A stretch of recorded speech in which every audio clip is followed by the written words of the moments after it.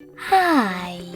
In front of me is Google Pixel 8 and today I would like to show you how you can operate voice recorder.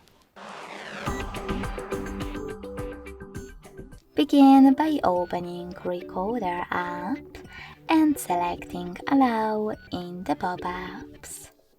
When you're ready, click on this red button at the bottom to start recording. Then you can click on Audio or Transcript to select the best mode for you. And when you're ready, pause or unpause your recording thanks to the same button. If you decided to pause it, you can also add a title to it by tapping on Add Title at the top.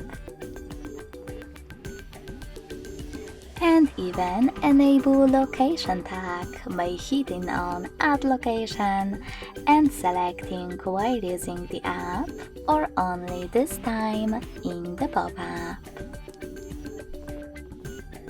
When you finished, just click on the same red button again. If you want to get rid of your recording right away, tap on Delete on the left and confirm your choice in the pop-up to discard it. If you wish to end it and save it, select Save on the right. As you can see, my recording is over here. To play it, click on it.